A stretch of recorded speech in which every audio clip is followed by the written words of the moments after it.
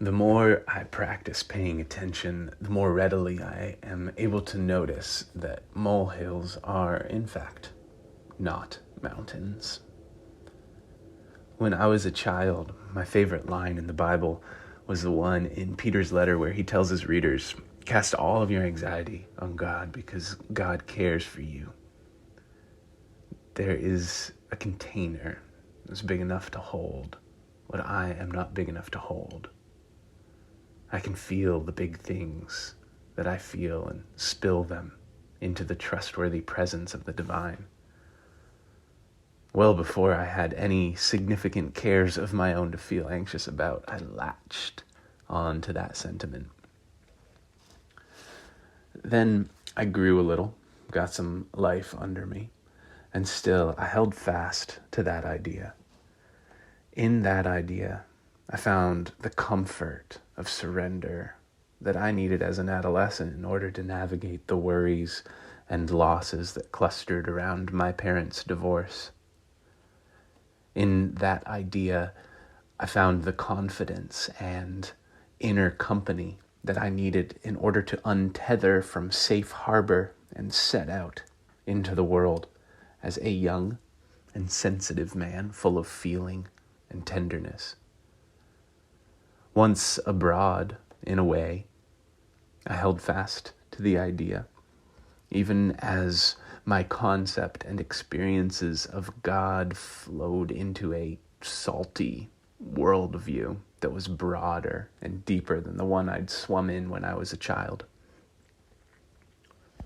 In a way, I hold fast to it still, so that I have been deliberately practicing surrender in the face of overwhelm for over 30 years now. I've grown strong as I've grown up in the practice, but the clusters of care have grown too. Tangles of hardship grow up alongside us all. We who dare to engage the wildness of life without numbing ourselves to its joys and discomforts will inevitably find ourselves snagged in the thickets of loss, the fears of loss and of actual loss. And there's not a direct path through the wilderness. Wilderness paths fold and bend. They circle, turn, and spiral, even as they progress. So it goes with our formation as wild beings. Spiritual formation is not linear. It's lived. And everything alive has curves and ebbs and flows. And sure, the more we practice taking deliberate steps on the path of our formation, the more readily we will notice that molehills are not mountains, and bumps are not blockades, but still we'll wobble. It's okay to wobble.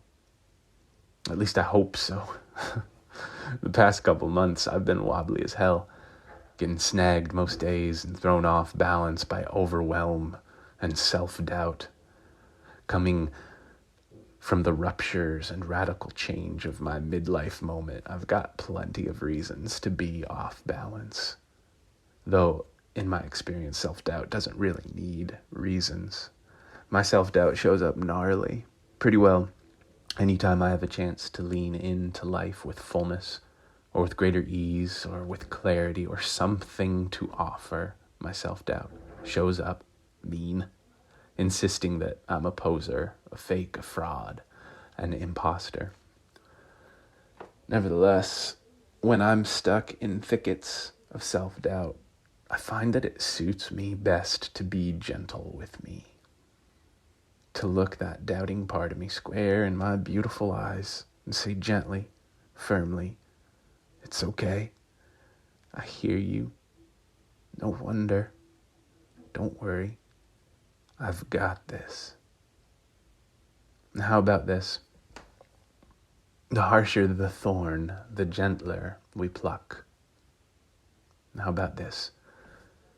Rather than running headlong into the thicket, let's pause.